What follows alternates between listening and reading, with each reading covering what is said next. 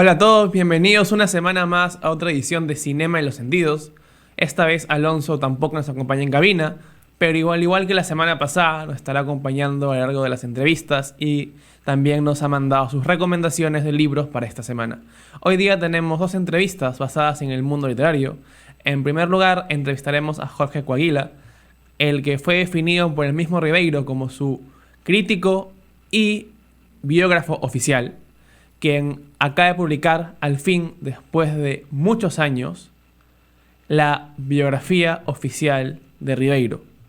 En el segundo lugar, tendremos una entrevista con el poeta trujillano Luis Eduardo García, poeta regional con más de 3 décadas de trayectoria, que acaba de publicar su poesía reunida, Lo que parece estable, y que estará conversando también con nosotros acerca de su próxima presentación aquí en Lima.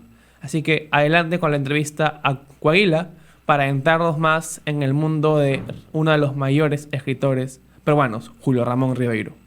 Bien, amigos, esto es Cinema de los Sentidos y nos acompaña Jorge Coaguila, un periodista ya de una trayectoria más o menos dilatada, hablamos de por lo menos 3 décadas, y un buen tiempo también dedicado al examen de la obra de Julio Ramón Ribeiro, a quien Jorge trató de manera muy cercana durante muchos años. Fruto de esa amistad son varios libros que Jorge ha publicado, uno de ellos, La Palabra Inmortal, donde reúne conversaciones que tuvo con el escritor peruano. Ha estado al frente de distintas ediciones de libros de Julio Ramón Ribeiro, estoy pensando en La Casa Sutil y en otros textos. Y recientemente ha coronado un proyecto que supongo es un viejo proyecto, que es la biografía de Julio Ramón Ribeiro, que la tengo aquí.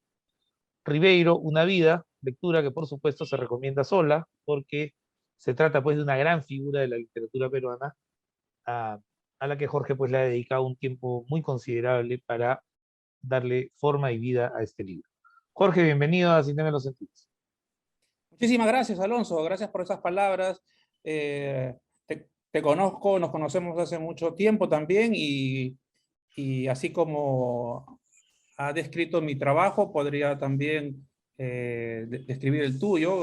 Pero Tanto como... eso puede ser en otro momento, porque ahora el invitado eres tú, así que Ya, te vamos a gracias. someter a unas cuantas preguntas, ¿no? Dale, Yo, dale. yo Encantado. recuerdo, yo recuerdo ese día de 1990 o del 91 que llegaste a la redacción del Peruano Sí. ofreciéndonos una entrevista a Julio Ramón Ribeiro, ¿no? Por lo cual fue, pues, evidentemente, causó una conmoción, ¿no? Y se publicó la entrevista y creo que salieron 2 o 3 partes más, me parece, corrígeme si me equivoco. Y claro, y un tiempo después, unos años después, aparecería pues la primera edición de La Palabra Inmortal. Pero en ese momento no tenías todavía la idea de escribir una biografía de Julio Ramón Ribeiro. ¿Cuándo nace el proyecto de la biografía de Julio Ramón Ribeiro? Bueno, a mí me llamó poderosamente la atención que cuando Ribeiro, en 1994, eh, me obsequia un ejemplar de una nueva edición de Cambio de Guardia, la segunda edición exactamente, la de Tusquets, y ahí pone para Jorge Coaguila, mi biógrafo y crítico oficial. Entonces me sorprendió que me dijera biógrafo. Yo jamás había escrito una línea sobre su vida, ¿no? Y tampoco tenía esa intención. Bueno, entonces yo asimilé eso, ese encargo y poco a poco varios amigos me dijeron que había que escribir una biografía porque no es algo usual en la literatura peruana. Entonces revisé, bueno, las biografías sobre escritores peruanos son pocas. Hay una dedicada a Inca Garcilaso, otra a Vallejo por el amigo Pachas. Después hay otra bueno, Luis Alberto Sánchez escribió sobre González Prada, otra sobre Abraham Valdelomar. Entonces, Chocano, pues Chocano no, ¿por también, qué no hacer, Paladino. algo por ahí, no? Entonces dije, así nació la idea, empujado por amigos como tú, quizás. Mira, sí, bueno, sí, en realidad estas cosas, una biografía en realidad es un proyecto como de largo plazo, ¿no? Creo que no se puede llevar a cabo en un tiempo corto, hay mucho que investigar, ¿no es cierto? ¿Cuál dirías tú que ha sido el reto más difícil, digamos, en la escritura de este libro? ¿Cuál ha sido el momento en que quizá te puedes haber hasta desanimado? porque obviamente escribir una vida implica varias dificultades, ¿no? Bueno, bueno, Rivero, para empezar, como has escrito tú, ha dado pistas de su vida, no solamente en su obra de ficción, sino también en sus cartas, en su diario y en las cartas a su hermano Juan Antonio, a la Luptin, y reunir toda esa información, además entrevistar a mucha gente que lo conoció. Era un rompecabezas muy grande, había ciertos vacíos, y bueno, ha sido muy complicado, ha sido un reto para mí muy grande, no solamente entrevistar a la gente que lo conoció, sino también recorrer algunos lugares. Ya. Bueno, siempre ha quedado un sinsabor. Por ejemplo, una entrevista a Alan García, quien condecoró a Ribeiro, hubiera sido fenomenal. Una no sé, hay gente que en el camino fue falleciendo y a veces digo, no tuve la ocasión de preguntarle sobre un pasaje que me hubiera gustado aclarar, pero esto es el Claro. resultado de lo que yo he podido trabajar en este tiempo, ¿no?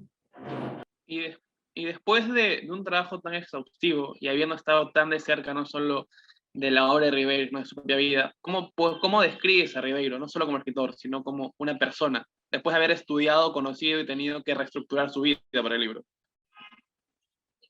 Bueno, Rivero tiene varias aristas. Una de padre, que es lo que yo desarrollo cuando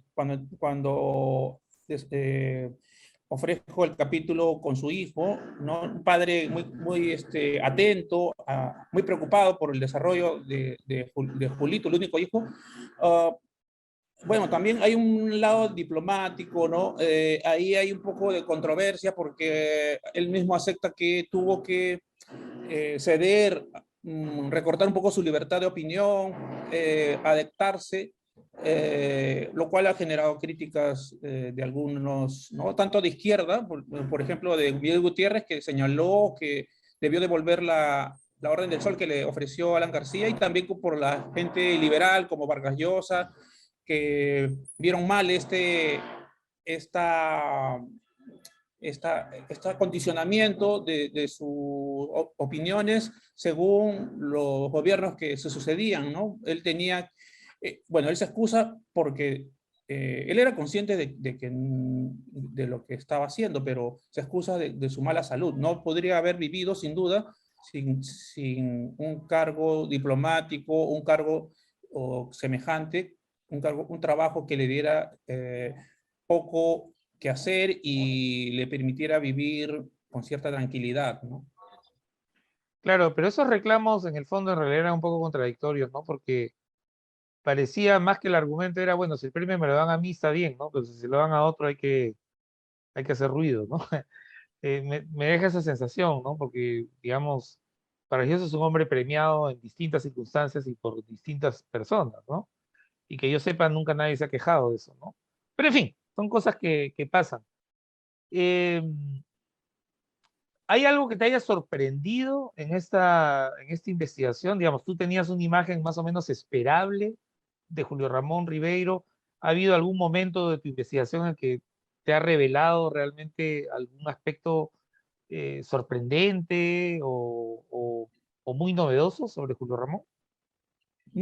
Bueno, quizá su extrema timidez, su poco,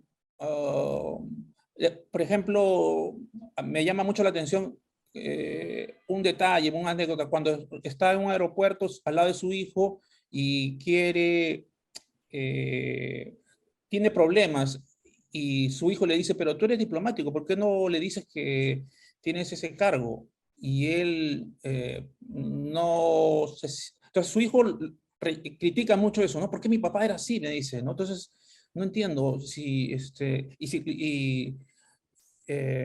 eso, por ejemplo, me llama bastante la atención y hay muchísimos ejemplos parecidos que muestran ante su mujer, por ejemplo, una pasividad muy grande.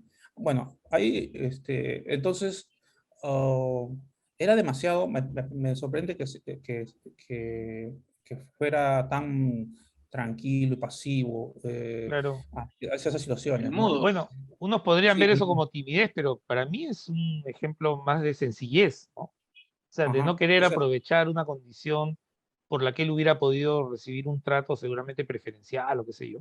Bueno, sí. cierto pudor quizá, ¿no?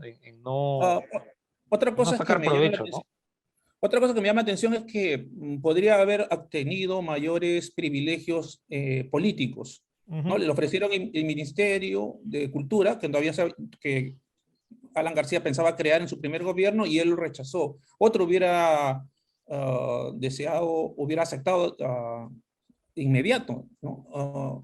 Y también en su literatura era muy, otra cosa que me llama la atención es, por ejemplo, eh, iniciaba muchos proyectos literarios, novelas, cuentos, y no los concluía.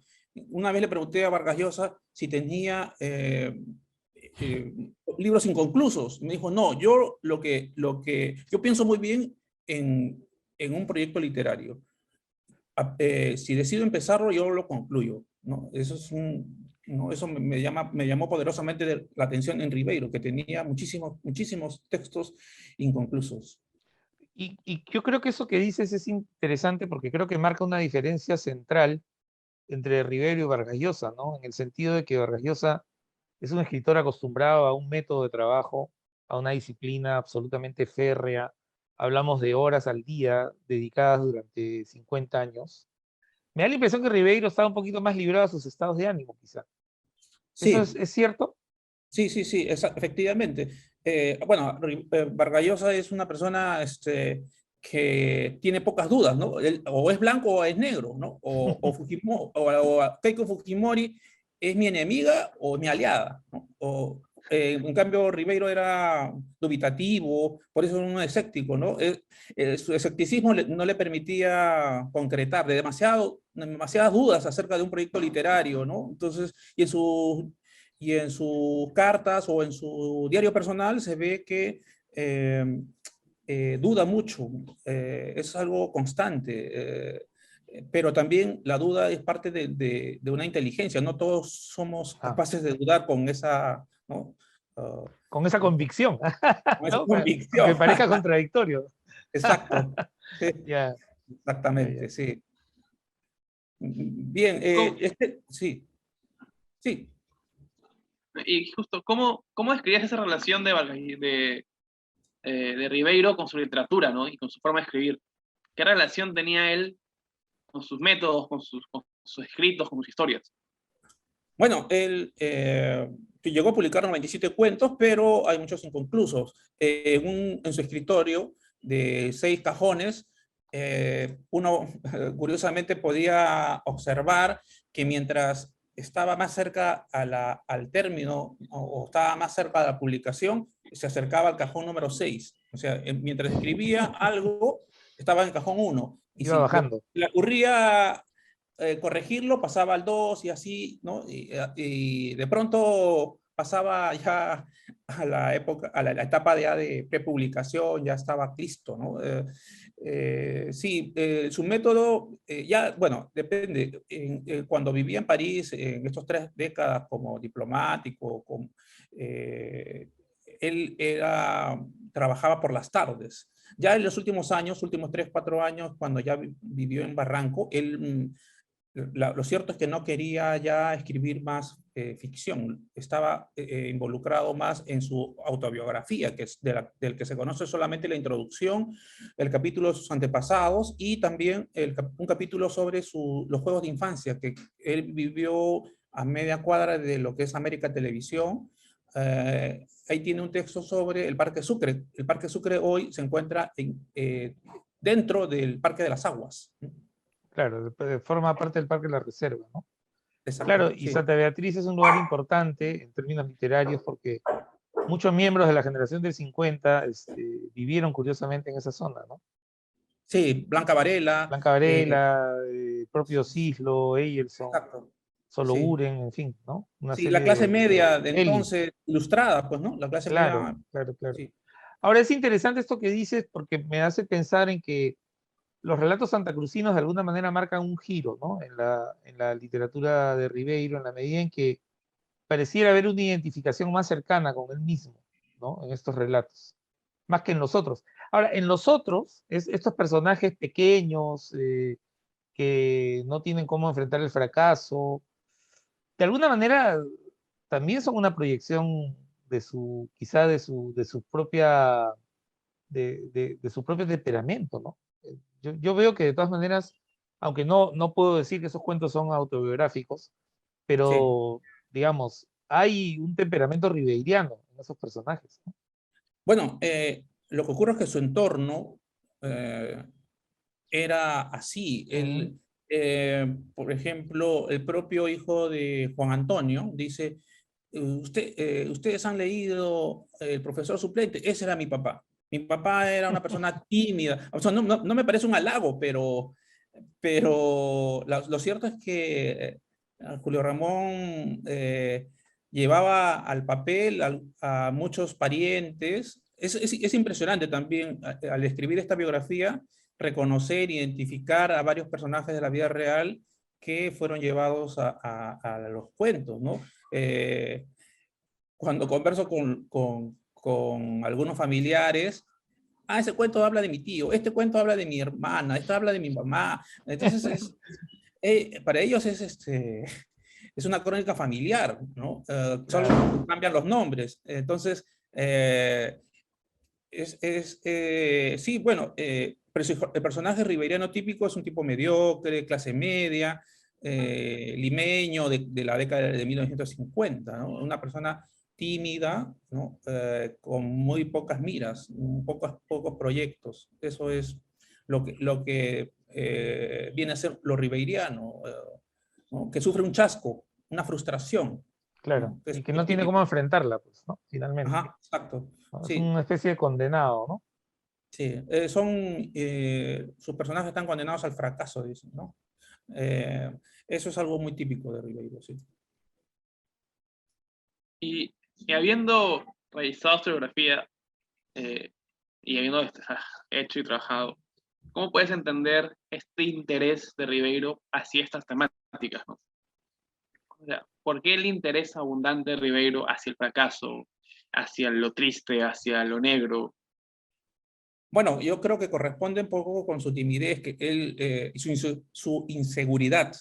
Él, a diferencia de Vargas Llosa, que es un exitoso total, salvo en las elecciones presidenciales y ciertas declaraciones infelices, creo que a Vargas Llosa le ha ido muy bien en lo que él planeó, ¿no? En cambio, Ribeiro siempre ha estado signado por la duda, una persona que perteneció a una familia en cierta decadencia, aunque no eran económicamente muy bien acomodados, pertenecía a una familia que tenía prestigio intelectual, ¿no? Habían sido rectores de la universidad, magistrados, ministros, entonces como que estaban en curva descendente y eso hace que hizo que Ribeiro fuera una persona que pensaba que el fracaso estaba, lo estaba asediando, ¿no? Por eso le puso ese título, La tentación del fracaso, ¿no? Eh, es así que, y además los peruanos estamos envueltos arropados de muchas derrotas. A Rivero le encantaba el fútbol y dice, quien no ha conocido derrotas deportivas no ha conocido la tristeza, dice, ¿no?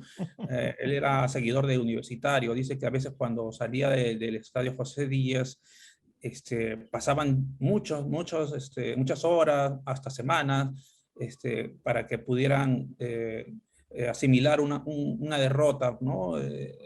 Eh, Él era una persona que muy reflexiva, además, ¿no? En sus cuentos, en sus novelas, en sus obras de teatro, hay muchas reflexiones. A diferencia de otros narradores, sus personajes sueltan por ahí alguna idea sobre el licor, sobre el ajedrez, sobre el amor, sobre la amistad, ¿no? De pronto dan ganas de subrayarlo o grabarte esa idea, ¿no?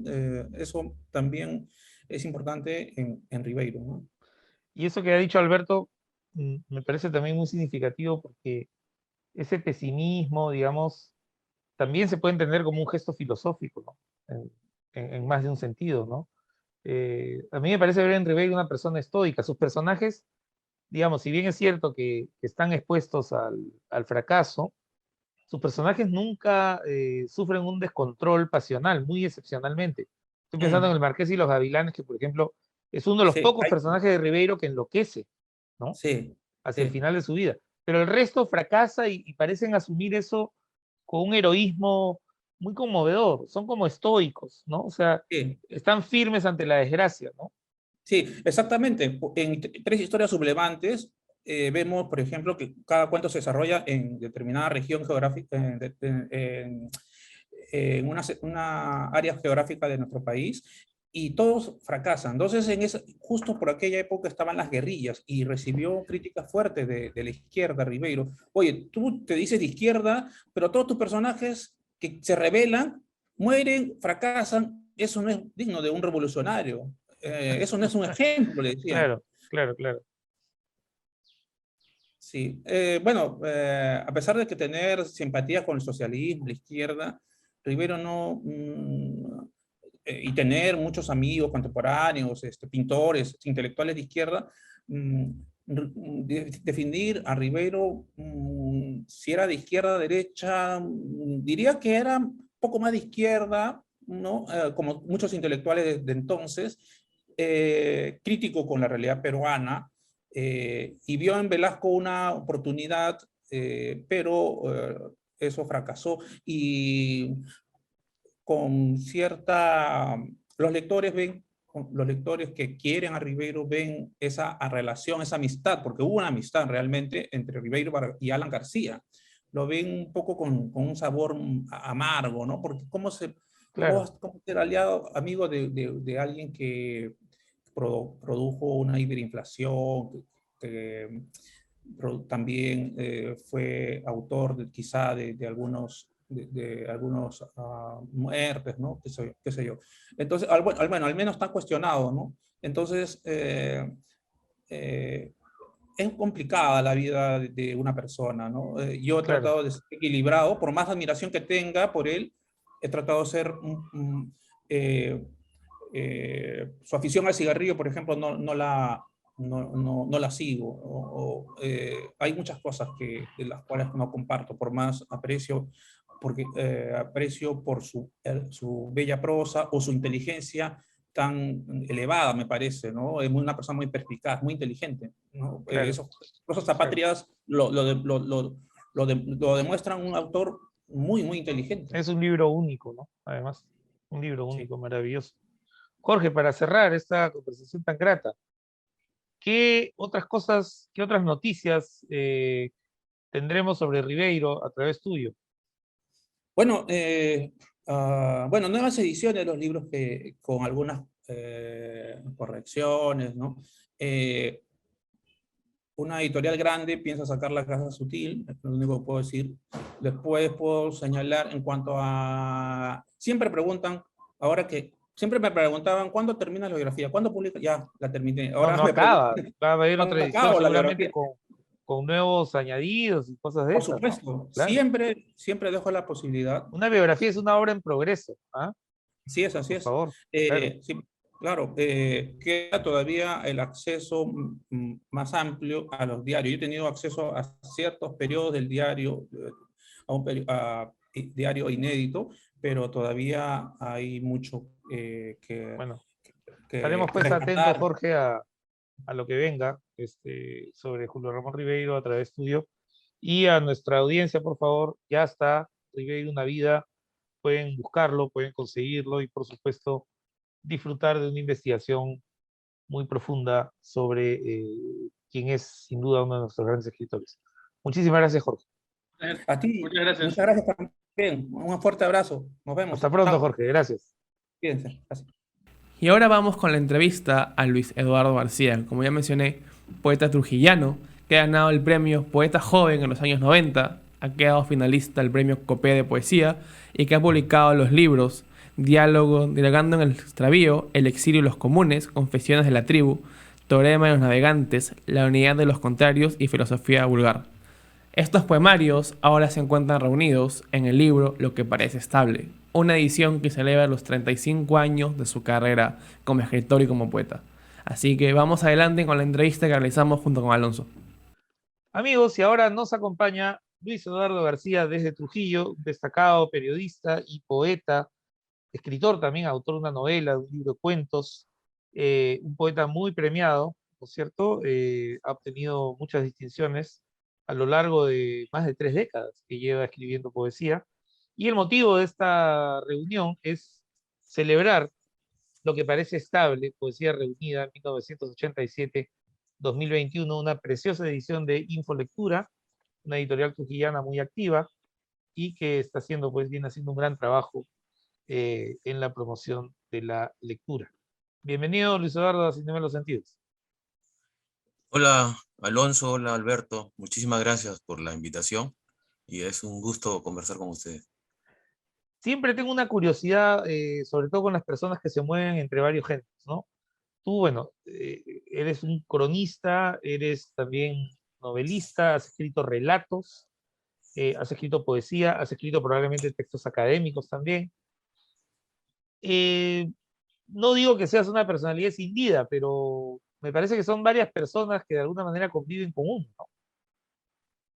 Sí, es cierto, pero yo lo hago por una íntima necesidad, ¿no? Es es algo que yo resuelvo en mi mundo interior y lo hago, digamos, he frecuentado estos diversos géneros por esa razón, ¿no? No hay detrás una moda, ni tampoco simple curiosidad.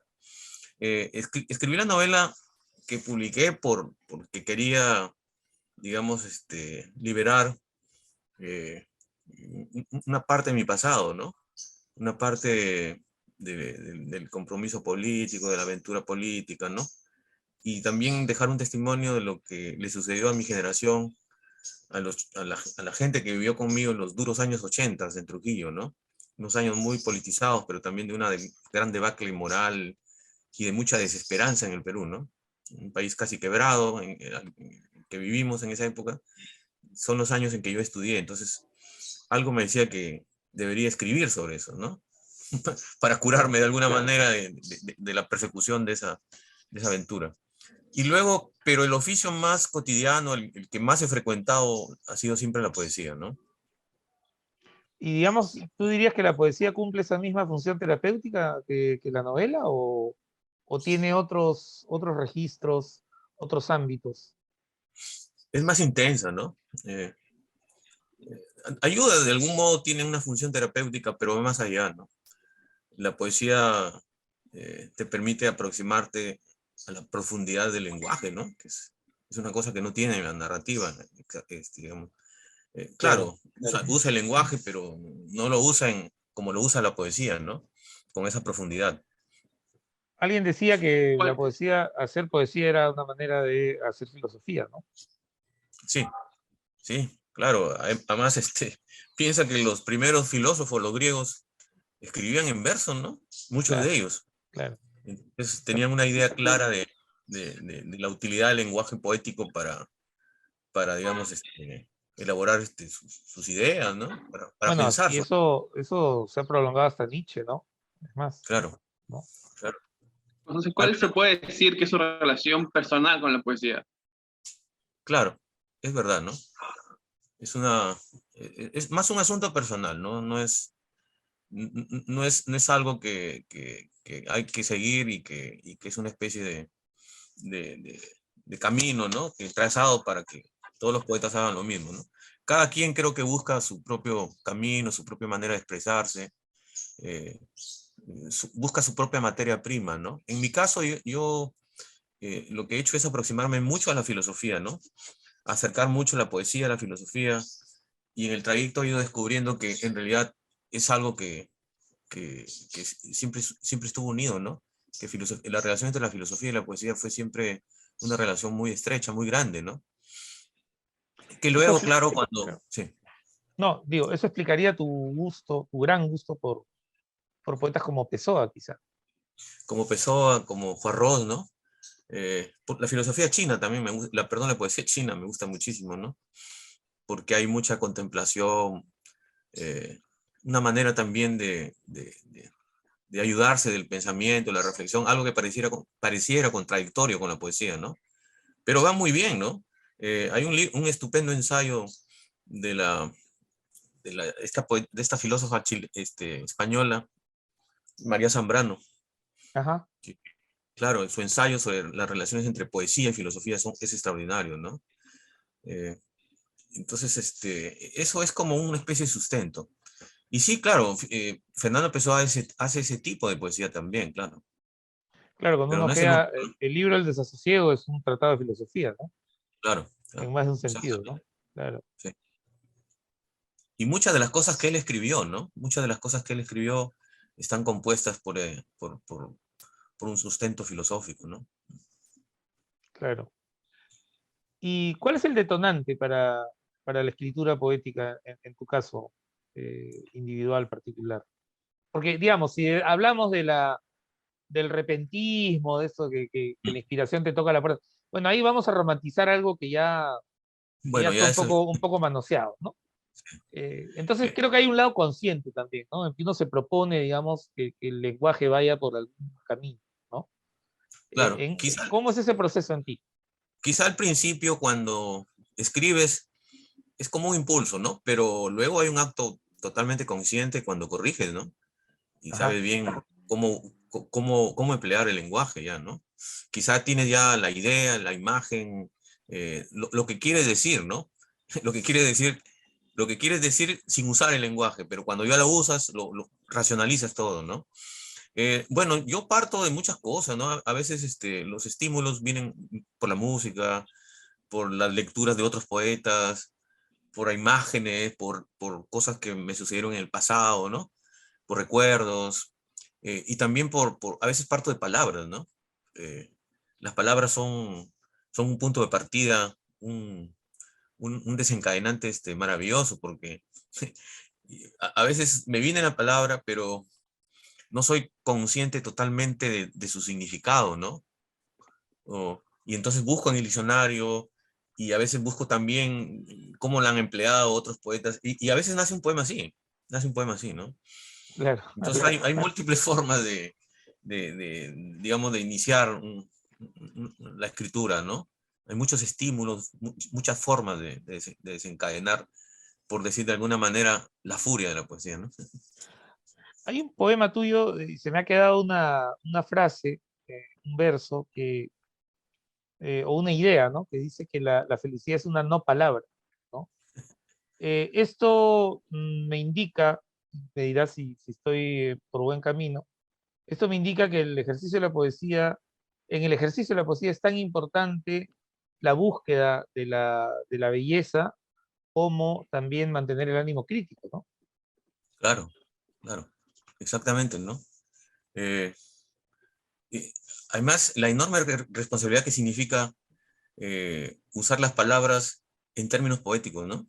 No es tan sencillo, porque digamos que además de buscar tú una voz propia, lo que tienes que tratar de hacer es que la palabra encaje, ¿no? Exactamente en el sentido y en el ritmo y en la armonía que tú quieres.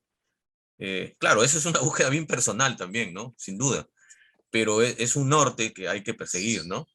Ahora, también eso de la felicidad es una no palabra, también podría expresar la enorme frustración, pues, que supone que el lenguaje a veces no sirve para expresar de verdad lo que quiere decir, ¿no?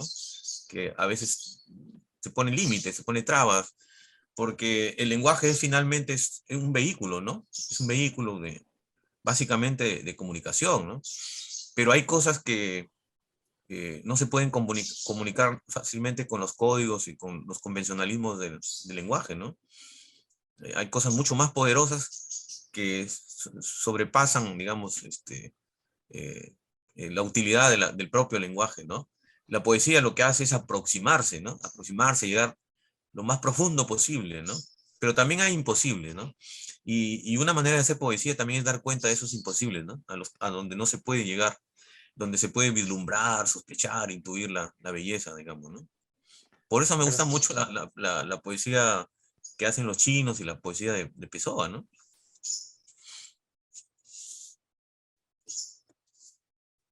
Eh, Alberto. Mm, Te estoy teniendo problemas de conexión, ¿no? No me escucho bien. Ok. Bueno, Luis Eduardo, un poeta de Trujillo, pues, tiene que mirar hacia atrás y ver también el peso de la tradición, ¿no? Y ahí hay figuras grandes, ¿no?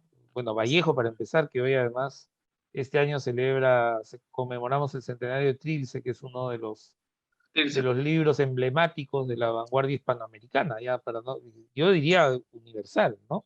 Ya sin ningún tapujo, ¿no? Este, ¿Cómo es la relación con la tradición, en el caso de un poeta más contemporáneo como tú, ¿no? bueno, es una relación, digamos, beneficiosa para mí, ¿no? Enorme figura la de Vallejo. Y luego hay una serie de poetas más como Watanabe, ¿no? Que tiene en Ajá, Trujillo una fuerte presencia y que elaboró una poética en base a un lugar que lo volvió mítico, ¿no? Que es Laredo. Laredo, claro, claro Claro, que lo sí. volvió mítico. Pero en realidad hizo lo mismo que hizo Vallejo, ¿no? Porque universalizó eh, personas, lugares, eh, la vida doméstica la volvió poética, ¿no? Lo que hizo mismo Vallejo, ¿no? Cuando habla del músico Méndez, del perro, del flautista, de las personas comunes y corrientes de Santiago de Chuco, lo que hace, digamos, Pepe Watanabe es exactamente lo mismo, ¿no? O esa Son, nostalgia por el mundo familiar, ¿no? Como un mundo perdido, claro, ¿no? perdido, eso de que los hermanos y los padres se sentaban en una cena, como hace Valdelomar también, ¿no? Que Claro, claro. yo encuentro mucho parecido entre los tres, que la aldea la volvieron pues universal, ¿no? Y supieron muy bien utilizar esos elementos para que el lector común y corriente se identificara con ellos, ¿no? ¿Quién pues no se puede identificar con esa poética, ¿no? En la que tú te reconoces fácilmente, ya sea en la familia, en los personajes del mundo social que te rodea, etcétera, ¿no? Y entonces eso para mí es uno de los más grandes aprendizajes, ¿no? Y cuando leo a Vallejo, a Watanabe, que son dos poetas íntimamente ligados a la tradición literaria de Trujillo, ¿no? Tú dirías que... Y, Sigue, Alberto, por favor. sí, y como parte de esa visión, además, la tradición siempre se está estructurando, ¿no? Siempre está cambiando. ¿Qué cambios encuentras en la relación de Trujillo, los escritores trujillanos, con esa tradición al día de hoy? Eh, bueno, los aprendizajes no son siempre únicos, ¿no? Claro, la tradición no es estable, no vive congelada, sufre una serie de cambios, pero yo diría que es una relación muy fructífera, ¿no? Muy fructífera. Acabo de revelar mi experiencia personal, que debe ser una experiencia más o menos parecida a la que han tenido otros poetas, por lo menos los de mi generación, ¿no? Creo que todavía la presencia de Vallejo sigue siendo grande, que es el poeta más visible, notorio y poderoso de toda la tradición literaria de Trujillo, bueno, del Perú en realidad, o probablemente de habla hispana, ¿no? Es un faro, ¿no? Luego, creo que una figura muy grande es José Watanabe. Creo que deben ser los dos poetas que más influencia han ejercido en las generaciones futuras. Sin duda, ¿no? Sin duda. Uno puede rastrear en las generaciones del 70, 80, 90 y la de los chicos que hacen poesía actualmente y creo que se pueden descubrir todavía rastros de esa influencia, ¿no? Claro, y también habría que pensar en algunos grupos. Estoy pensando en el Grupo Norte, por ejemplo, que fue un núcleo intelectual importante, ¿no? En los años 20, 30. Y creo que es una experiencia que no se ha vuelto a repetir en Trujillo. No, Corrígeme si me equivoco. no se ha vuelto a repetir. Hubo un grupo importante que tú lo conoces seguramente, que fue el grupo Trilce, compuesto básicamente por narradores. Pero la labor que hizo el Grupo Norte o la Bohemia de Trujillo fue muy grande y no se ha vuelto a repetir, sin duda. Mira las figuras que la integraron, ¿no? La figura política de Haya, el ensayista Antenor Orrego, los Pelusín, Pelusín, los músicos, los pintores como Macedonio de la Torre, claro. o sea, todo el arte estaba representado ahí. Y además era una generación que tenía un vínculo muy vivo y grande con el pensamiento político. Entonces, y además tenían un grado de cohesión enorme. Casi todos dirigían diarios, dirigían revistas, eran líderes políticos, tenían una relación muy intensa con el anarquismo, leían a los modernistas y a los simbolistas. Un grupo muy homogéneo, ¿no? Entonces, en ese contexto, imagínate dónde llegó a parar César Vallejo cuando recién llegó Claro. a Trujillo. En buenas Está manos, bien. en buena compañía, ¿no? ¿Y Sí, te escucho, Alberto. y por qué cree que no se ha vuelto a dar un movimiento cultural de esa magnitud en Trujillo? Porque creo que ya los factores que dieron origen al Grupo Norte ya no han vuelto a confluir, empezando por la calidad de las personas que integraron ese grupo, ¿no? Luego porque hay una especie de descreimiento, ¿no? En las generaciones futuras, muy pocas comprometidas políticamente, por ejemplo. Por otro lado, el poder cultural de las provincias se diluyó y pasó luego a Lima, ¿no? Acuérdate que estamos hablando de los años 20, más o menos, ¿no? Las dos primeras décadas del siglo Claro. XX, en el poder del cultural del Perú había pasado un poco al interior del Perú. En Puno ocurría una cosa parecida como la de Arequipa, Trujillo, y en otras Cusco, partes gran de Quito, vanguardia, ¿no? claro. Claro. Sí. Entonces, ese fenómeno ya no ha vuelto a ocurrir, ¿no? Que era no solo un fenómeno literario, era un fenómeno político, ¿no? Y hasta de otra naturaleza, ¿no? Porque la vanguardia andina venía acompañada además con la reivindicación indigenista, ¿no? Así que Claro, Claro, el indigenismo. política con toda razón, ¿no? sí, claro. Incluso en la propia selva, un poquito más tarde también hubo un movimiento cultural fuerte a nivel de escritores. Claro, es probable, pero los más visibles pues son el sur andino, ¿no? Y el norte del Perú. Acá si bien no hubo una reivindicación clara por el indigenismo, pero hubo sí un compromiso político, ¿no? Con las nuevas corrientes políticas, el nuevo pensamiento que luego Haya encarnó, ¿no? Lo Claro. llevó al Lima. Volviendo a lo que parece estable, que es un título también bastante irónico, tengo la sospecha de que es un título bastante irónico. ¿Qué sensación tiene uno cuando se relee y cuando ve en un solo volumen eh, todos estos años que uno ha dedicado a la escritura? ¿Cuál es la sensación que prima frente a un volumen como este para el autor? Eh, Mucha satisfacción, pero también una especie de frustración, ¿no? Porque, satisfacción, pues porque son 35 años y de un quehacer en la que yo en ningún momento he desmayado ni desconfiado, en la que me he sentido siempre a gusto, aún pese a las dificultades que he tenido, que eso plantea, ¿no? Uno no siempre puede escribir con la libertad que quisiera y con la comodidad que necesitamos, ¿no? Pero la poesía felizmente no se resiente de nada de eso, ¿no?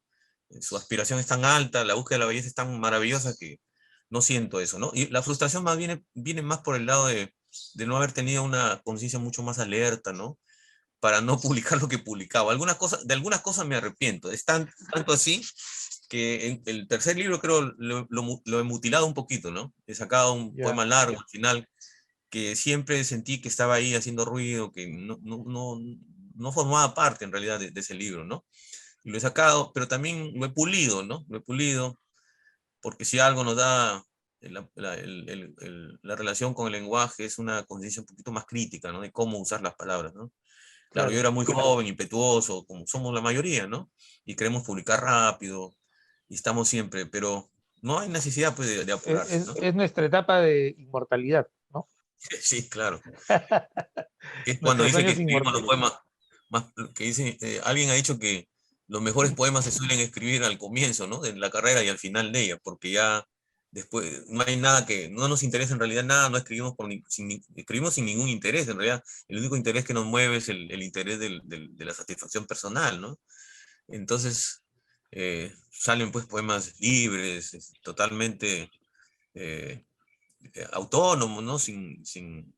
sin el contagio del interés por la gloria, ¿no? En todo Claro, caso, por la gloria personal, ¿no? exacto. Antes de cerrar, Luis Eduardo, entiendo que vas a venir a Lima para presentar lo que parece estable. Cuéntanos un poquito más de esto, por favor.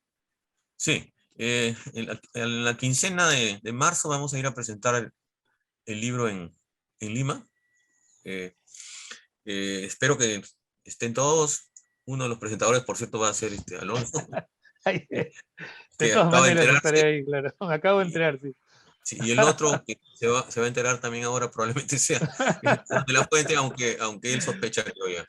Y sí, me gustaría, digamos, llegar a Lima y, bueno, reencontrarme con los viejos amigos, y sobre todo con los amigos que pertenecen a mi generación, que es la generación del 80, ¿no?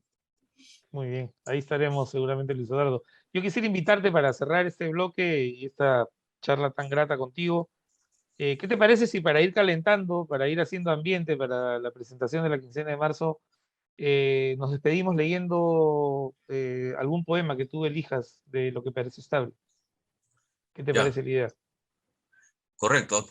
Tengo aquí un poema que me gustaría leerlo porque hemos hablado de Vallejo, pero es un poema y también hemos tratado de identificar el valor y los efectos que siguen teniendo la poesía sobre las generaciones futuras, ¿no? Y entonces hay aquí como una especie de reconocimiento de esa figura mítica que es a veces Vallejo para los poetas, ¿no?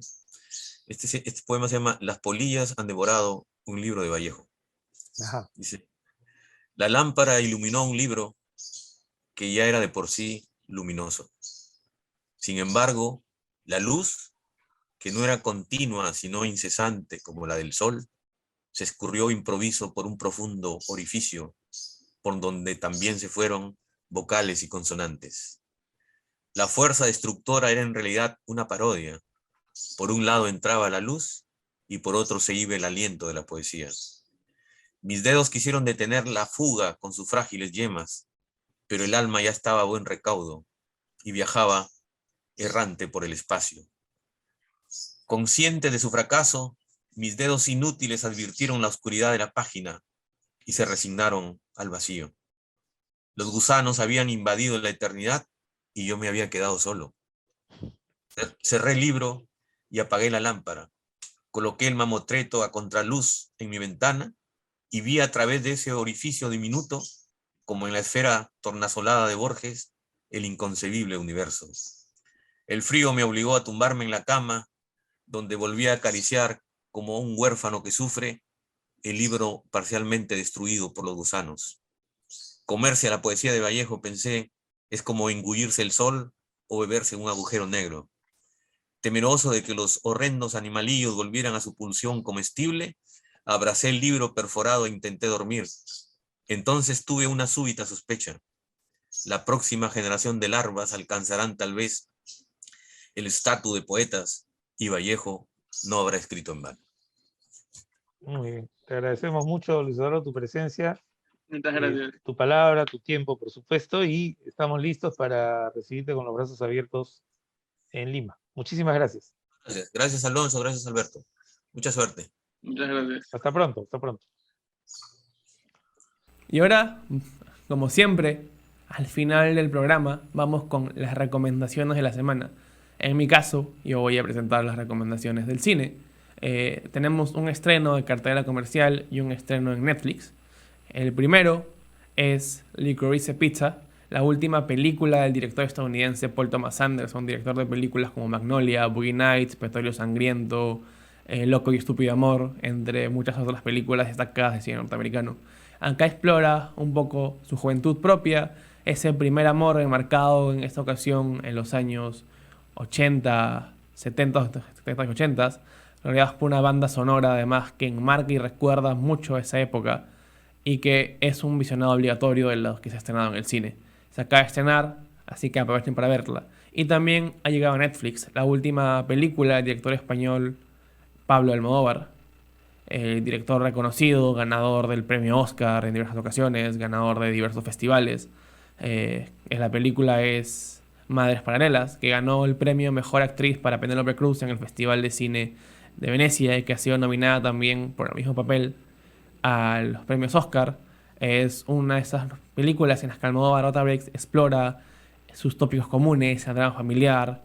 Las madres también se sienten aún los resquicios de lo que ha dejado en las familias lo que fue la Guerra Civil Española. Una película muy interesante y que también es un visionado obligatorio de lo que ha llegado a Netflix. Y ahora, muchas gracias por acompañarnos. Los dejo con los comentarios que nos ha mandado Alonso en lo destacado de la literatura en el Perú. Y muchas gracias por vernos. Amigos, como anunció Alberto, es el momento de las recomendaciones. Yo tengo dos muy puntuales. Ambas vienen de Uruguay. Un poco lo que no da el fútbol lo da la cultura. No les voy a cobrar $300 por esta recomendación. Pero sí quiero mostrarles este libro, La Barca del Tiempo, antología poética de Cristina Peri Rossi, una de las grandes poetas uruguayas, que es autora de un mundo poético muy particular, muy transgresor, ¿no es cierto?